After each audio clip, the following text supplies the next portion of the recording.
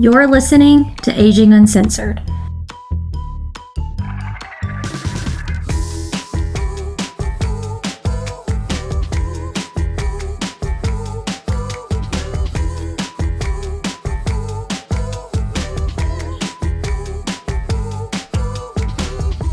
Welcome to the first ever Aging Uncensored, the podcast where we fearlessly navigate the highs and lows of aging and caring for older adults. I'm your host, Christy Baynes. I have a few co-hosts here that I'll introduce in just a minute, and we are excited to embark on the unfiltered journey with you. Whether you're in the prime of your life or navigating the complexities of caring for a loved one, this podcast is going to be your safe space to explore, learn, and grow. So grab your cup of coffee. Cheers.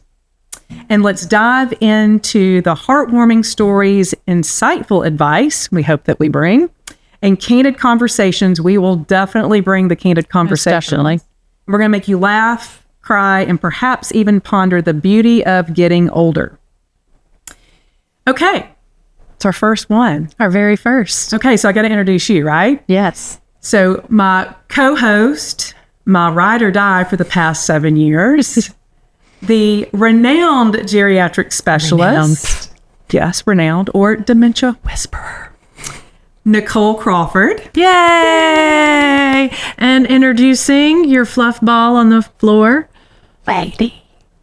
She's calm right now, so just in case she interrupts us at some point, you know who it is. That's right. That's who she is. All right. Nicole, we can do senior care. What are we doing right now? We have these mics. We've been told not to move the mics. Like, you know, Taylor's probably going to tell us that we've moved something or done something. God bless her for putting up keeping with the two us straight. Of us. That's right. Why in the world are we starting a podcast? We want to help people. Okay, yes. Yes, we want to help people. How do we help people? What do we do? We're care managers. Okay. Aging LifeCare Specialists. Yeah, we're going to get into those things, Yes. right? So I guess the first conversation or the first question that comes to mind is, why in the world did you get into senior care? What is it that led you to this? I have always loved older adults. You give me a wrinkly face and I fall in love. I love stories. I love experiences. I love being able to say cuss words around the people that I work with. Forbidden words. Ever since I was a small child, I was with my grandparents, with the older adults at church, and I don't know. How about you? Oh my gosh. I mean, again, when you look at our resumes, it's a little scary how identical our paths have been. Very similar to you. I was the oldest grandchild, and my grandfather was medical director of a local steel and pipe company where they had all their medicine on property for their employees, which is a super cool concept that you don't see anymore today. But I loved waiting at home at my grandparents' house for him to come home with his doctor's bag and had jazz playing in the background, and just knowing that he had come from helping others, and just he inspired me. And like you, I was drawn to hanging out with, whether it was my grandparents or, you know, my aunts and uncles or older cousins in the family. I just was really drawn to all of them. And I guess another little tidbit is I tried 1 year to be a substitute for the first grade Sunday school class. That is not my cup of coffee or cup of tea. I mean, I was in a room with maybe like 10 first graders, and one was including my child, and I thought I would like run screaming every time. Yeah. I volunteered at church for a long time while my son was going through that part, and I thought it was my duty as a parent. If I'm dropping my kid off, I might as well also volunteer. And those are some of my darkest moments, praying to God to get that man to hurry up and finish so that I could get the hell out of there. That's right. That's right.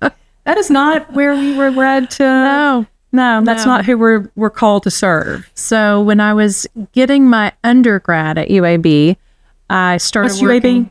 University of Alabama at Birmingham. Okay, yeah. So we're right here in Birmingham, Alabama. We're central Alabama. We love it. We love it. And UAB is the largest academic medical It's the system, largest employer. largest employer in our state. So for everybody out there, hopefully we've got folks from the Southeast and all over the country that are going to listen to us, but that's where we're located. Right. So going back, you're at UAB. I was at UAB, and my good friend Lauren got me a job at the School of Nursing and working with Barbara Haberman and Linda, can't remember her last name. No idea. She was great. Working with caregiving spouses, adult children of people living with Alzheimer's or Parkinson's disease. And it was really focused on caregiver burden and their stress levels, and could even just something as a simple phone call or counseling session reduce that caregiver burden. So I got to be the person who would go out and collect data to go into the homes, and I just fell in love with the population and the struggles and everything else. So I decided to get a master's degree in gerontology. How about you? Okay, very similar, right? So I knew I wanted to go into medicine. Like I said, my grandfather really inspired me. Freshman year, realized real quickly that the pre-med track was not exactly for me. I wanted to have a little bit more fun in college, but that's okay.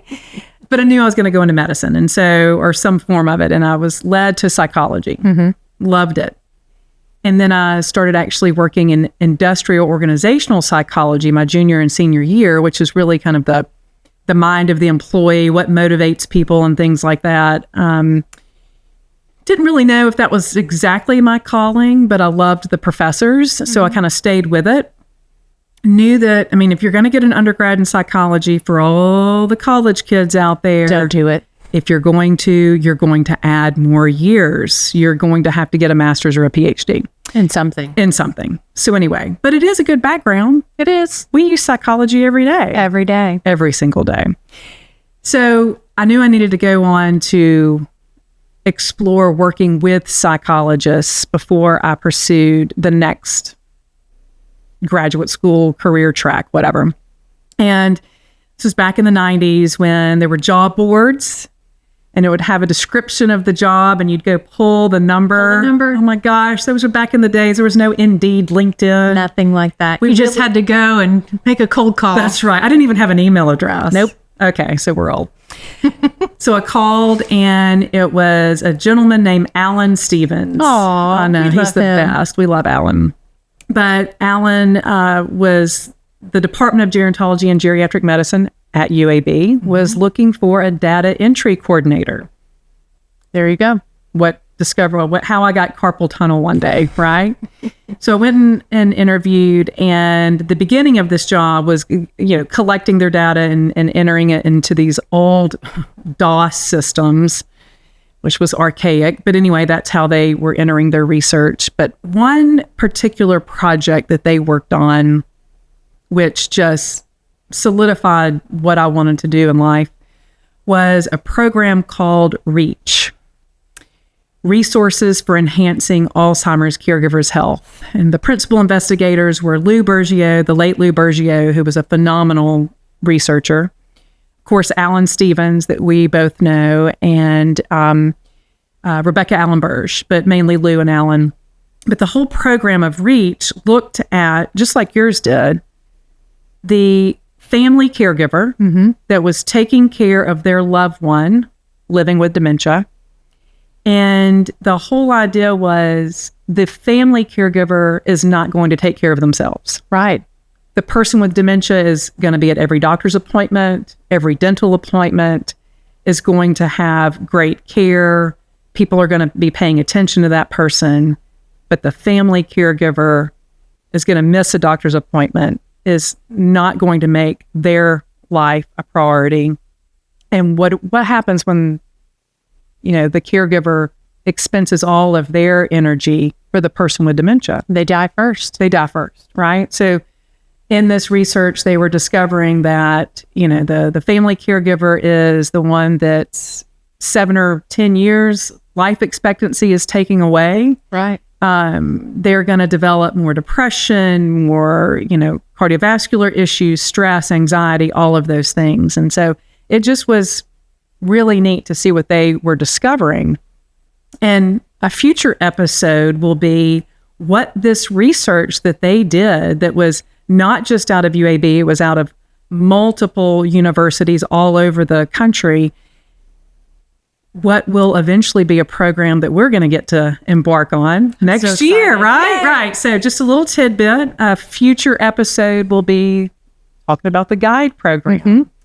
Anyway, so that's kind of where we got here, right? But how did you start what was then LifeCare for Seniors? Oh.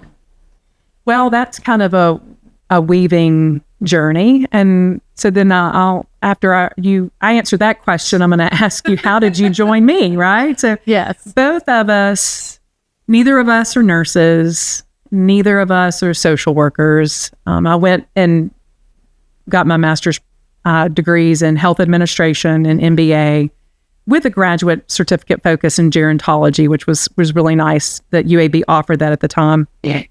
But we've both worked in a number of different areas of senior care. Right. So beginning with the researchers.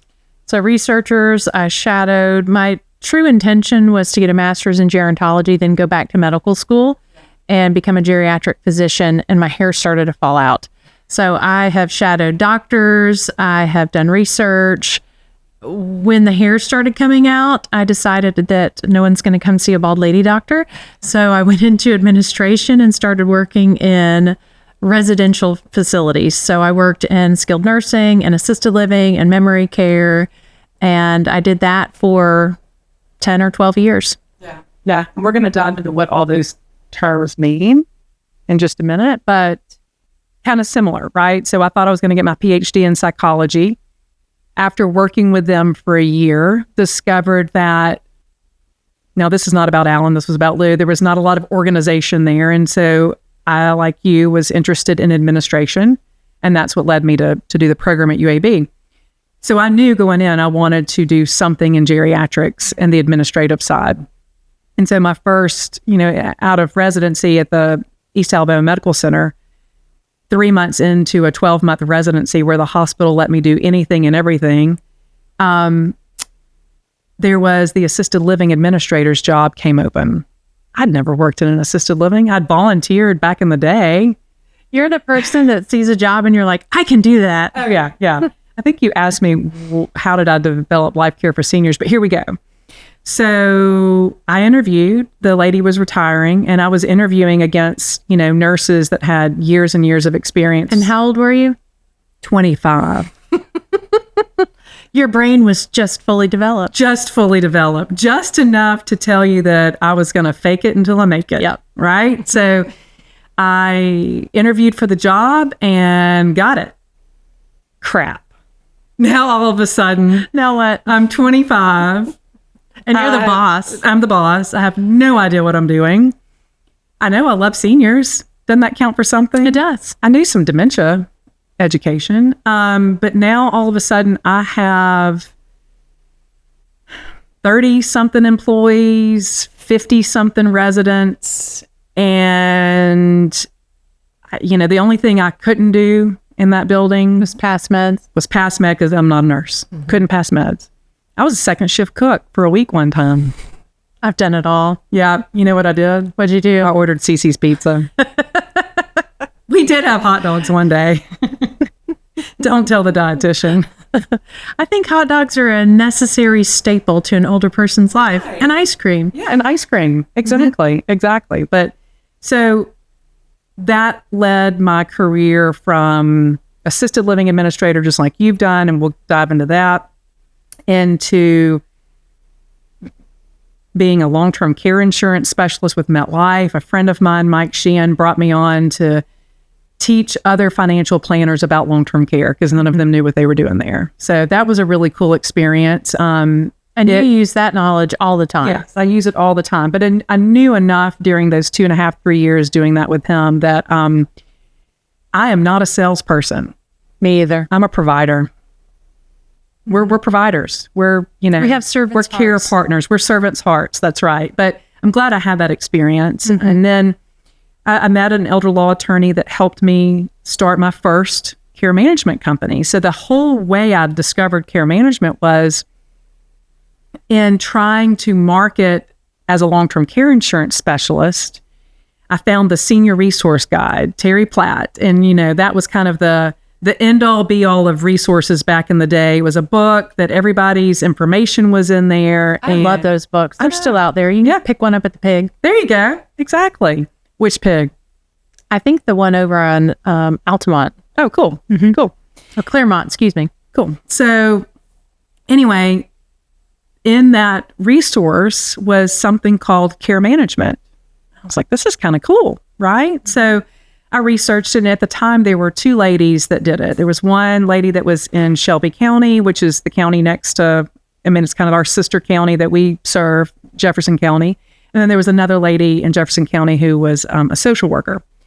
And so I called her and was really interested in what she was doing. She was burnt out. She'd been doing it for a long time, and she was a sole practitioner. It's hard to do it by herself. It is very hard.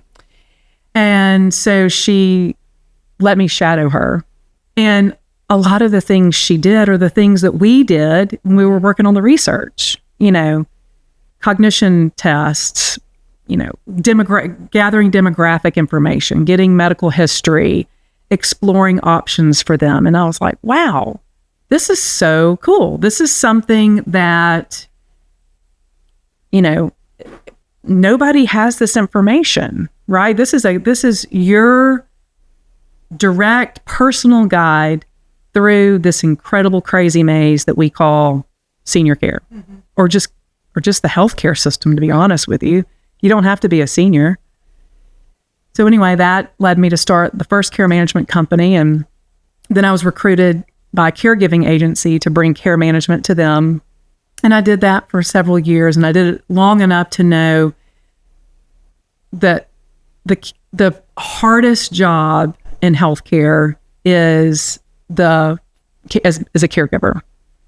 And later on, we're going to explore the term care partner. But for what most people understand, it's a caregiver or a CNA, right? Certified nursing assistant, or a patient care tech, whatever you want to call the position. But those individuals, for the most part, are wonderful, caring people. You don't make really any money, and it's really tough. And, doing that and help and being over 300 caregivers became less of me using my gifts and resources to help families versus more just putting out fires. Right. And you've done that. You do that in your role as administrator. So we'll get to that in a second. So anyway, did that for a few years and knew that was not exactly where I wanted my resources and my gifts to land. And so those two elder lawyers approached me, and we started LifeCare for Seniors. Yay! It was a division within a law firm, and that grew as a sole practitioner. And what the initial idea was it was going to be kind of hand in hand with their elder law clients. But what we discovered was it really was its own entity. So in 2016, we made it its own LLC. And then those two lawyers decided to go their separate ways. And then over the course of the next year or so, I bought them out, and then it became my own. And this leads me to November of 2017, I believe. I was walking through the halls of an assisted living in town and ran into a really good friend of mine that I had known for 10 years. Such a hottie. And she knew I was working with this particular client.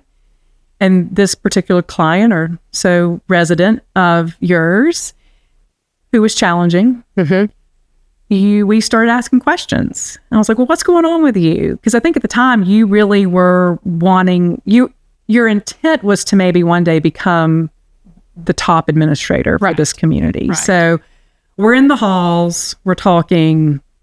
What happens next? Felt led to do something different. I had been there for almost 10 years. And before that had done skilled. And What's skilled? skilled is the medical model of residential living. So those are the frailest and the people that need the most support. Assisted living is more of a social model. Sure. So let's go back to the other one, skilled. That was such a beautiful definition. What is it really? You want me to say nursing home? Yes, what is it really? That dirty word, nursing home. Side note, since we're coming into fall, I used to go trick-or-treating in a nursing home as a little kid. There you go. There you go. So even as a child. But I had been doing that for nearly 10 years and I was budgeted to become the next administrator when my boss retired. She was going to retire in December, and then in January, I was going to take over for her. And I had done that while she was on FMLA several times, and I loved it. I love the community. It is always been, to me, one of the prettiest campuses. Sure. And there's such a piece there. At the time, it was run by the Episcopal Church or the Episcopal Foundation, and just really loved it. But I felt drawn to do something different. So I asked you about care management.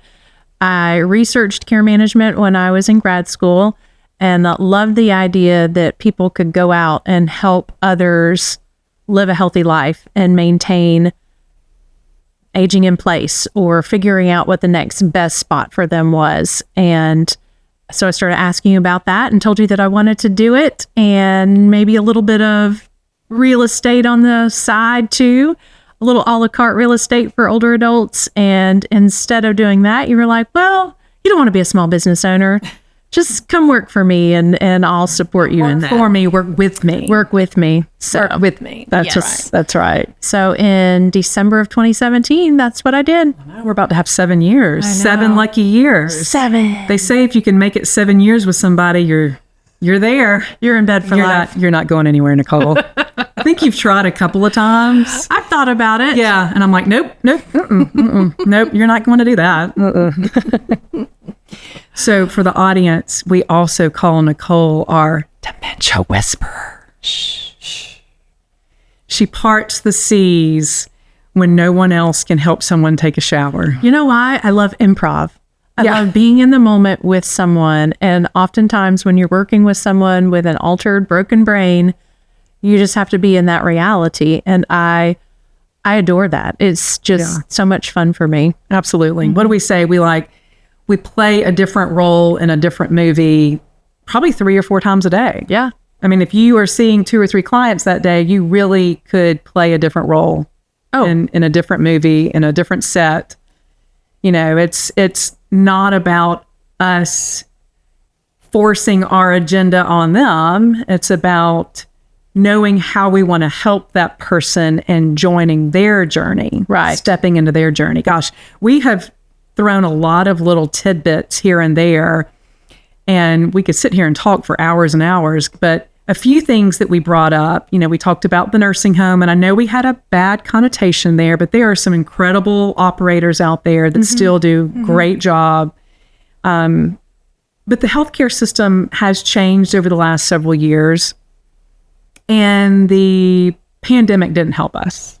No, it didn't help senior care. It didn't help hospitals. But it really has done a disservice for our older adults and navigating those things. And so one thing that we do as care managers, or what we call aging life care specialists, and I think that could be a whole nother episode just on what is care management. So we won't jump into there right now. But one thing that we do is we balance when we need to be a bulldog to help our clients and families. And to advocate for them. To advocate. But then on the flip side is when to show grace, because these folks really are doing, some folks are really doing the best they can with what their, company or hospital has given them. Right. So it's navigating these waters are pretty treacherous at times. How many times do people look at you and go, well, I had no idea? Every day. Yeah. What's your response? About? Well, I had no idea. I didn't know that I didn't know that resource was out there. I threw you a curveball. You did. So I'll answer my Throw question. some breadcrumbs. Eat a little something. So I will say, well, you're not really supposed to know these things, right? Like whatever that person does, maybe that person is a builder. Maybe that person is, an accountant. I don't know accounting. That's why I have an accountant. I see what you're saying. Yeah. So yeah. you're saying why care management? Or families don't know these answers, don't know that these resources are out in the there. industry. And it's not because they're not supposed to know. They don't work in this industry on a daily basis. Sorry, I was throwing your curveball and you're like, where's she going with this? Blank space. This was uncensored. Uncensored. We didn't script this one. None of them will be scripted. Right. So I often tell people that you don't know because you don't work in the industry. You are busy raising your kids. You're busy in your own career. You're busy with your hobbies. And unless you have to take that role on, why would you know? Why would you even want to know? Right. Exactly. So that's where we come alongside and we use our years of experience. How many years of experience with our whole team do you think we have collectively? Oh, gosh. Collectively, I think we're around 200 years combined experience. And then amazing. When we add our two... You and I have 50 of those years together. 52 together. That's right. Our collective combined experience is just a few years older than me. It's scary. That's really scary. Yes. I used to be like, well, this is my education, and here are my diplomas, and nope, it's just so experience at this point. Yeah, it's just experience. Yeah. That doesn't matter. That's when we're faking it. Yes. Right. So we like to take all those experiences. I love the fact that we have a group chat on our phones that we can throw out there. Hey, there was an ottoman question among our chats this weekend. And so it's good to have other resources, other professions in our little pod to help us navigate and help families as they move through the journey. That's really what's kind of been cool over the last 7 years is, from 2012 to 2016 or the early 2016, I did this on my own. I told you I wasn't a nurse, not a social worker. They don't really know where to put you and me. Right. They know that we know something, but they're not really sure where to put us. I love when a doctor looks at me and something clicks for them and they're like, what are you? Are you a nurse? No. No. Are you a social worker? No. A therapist? No. No. I did sleep at a Holiday Inn last night. Does that help? That helps. I love to tell people that ask that question. My master's is in gerontology. So I have studied older adults in the healthcare system and how to get different disciplines to work together as a team. Yeah. And then we also have the certification of care management. Right. So absolutely. Mm-hmm. And we are both PAC certified dementia trainers. Yes. What is PAC? Positive Approach to Care. That's right. Trademarked by Teepa Snow. Teepa Snow. That's right. I'd love to say that she's my bestie, but I haven't met her in person yet. Oh, I've had the pleasure of meeting Teepa several times, and I love her. She's amazing. That'll be probably a podcast series. Oh, yeah. We can't just pack one into her. No.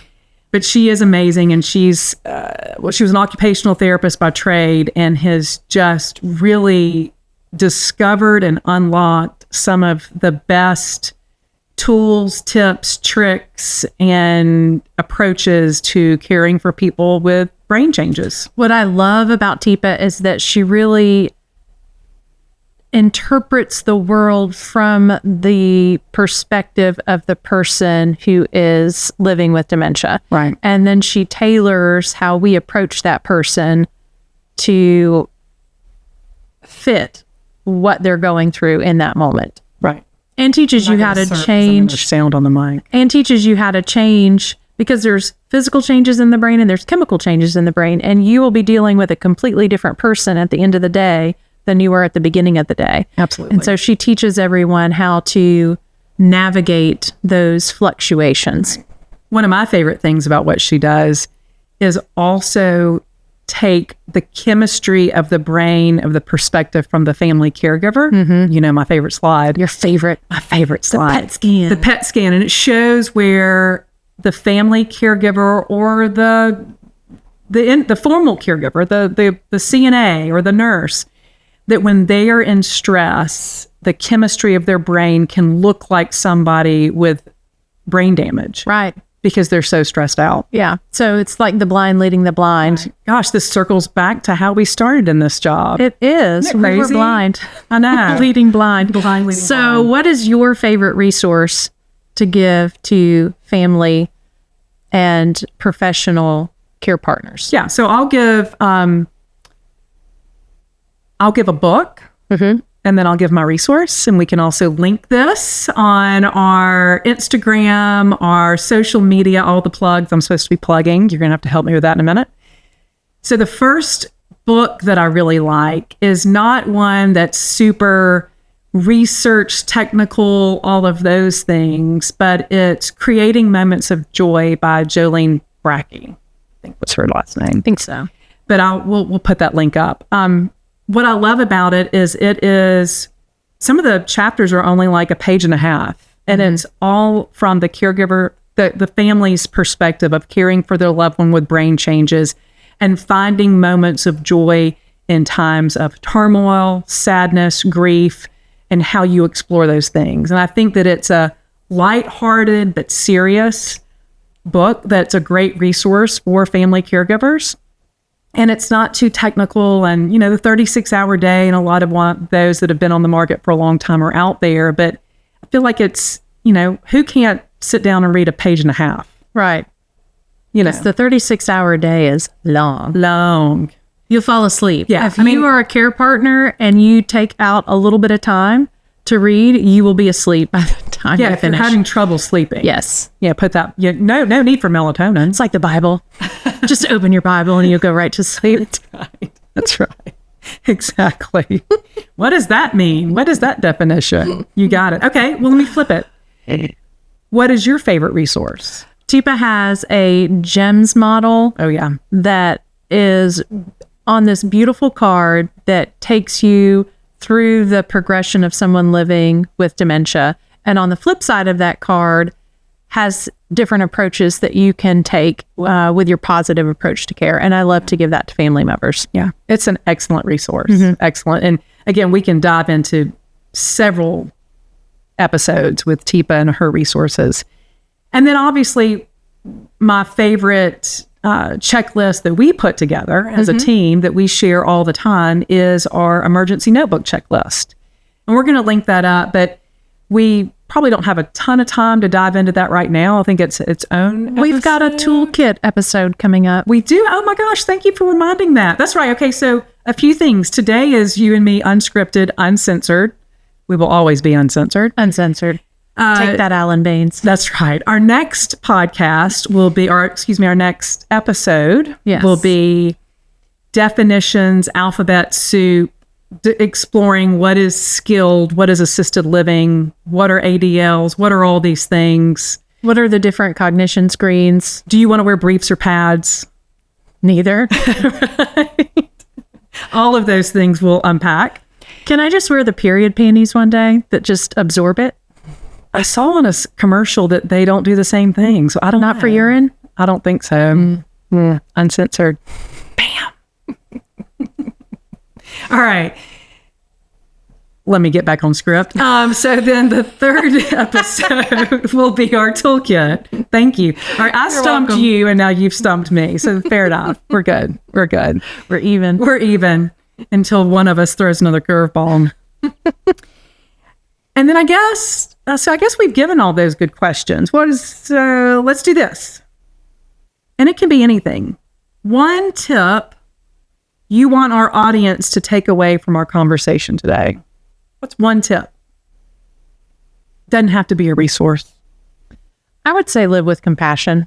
Yeah. Honestly, live with compassion for the person that you might be helping. Live with compassion for the person who's helping you. Yeah. Live with compassion for yourself, because we're always going to make mistakes. We're all human. Yep.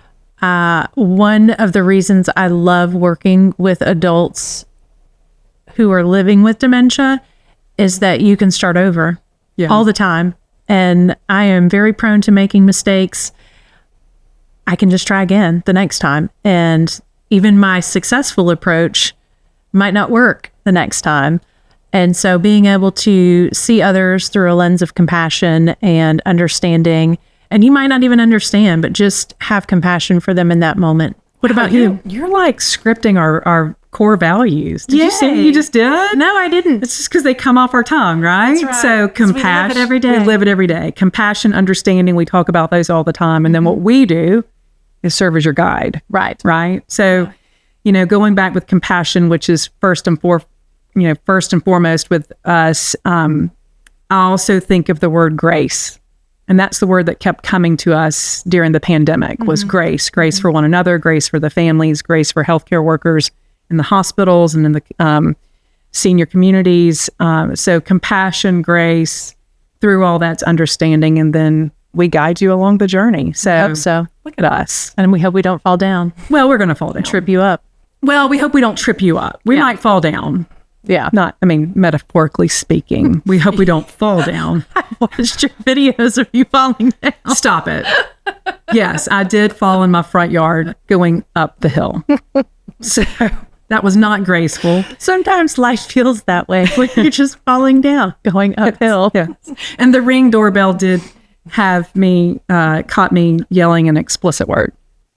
I was uncensored in the front yard falling up a hill. Who does that? You were wearing fabulous shoes, though. Fabulous shoes. Fabulous shoes. I was stressed out. It was the first time my daughter was trying out for the high school dance team. So there you go. Yes. And we all had compassion for you as we laughed. That's right. And you understood that can happen when you wear the wrong shoes. Yes. And then somebody should have guided me up the hill. Those bastards. For their lack of help. Dang it. Come on, people. Damn it. All right. So, wow. We've unpacked a lot today. We have barely skimmed the surface, and don't take much of what you've heard today. As Christy would say, we've told you just enough to be dangerous. Oh, yeah. Yeah. So you're going to have to tune in and listen to more episodes as we actually focus in on certain topics. 100%. Yes. If you like us, please give us a like. Us? I mean, of course you're going to like us, right? Yeah. Even if you just feel sorry for us, give us a like.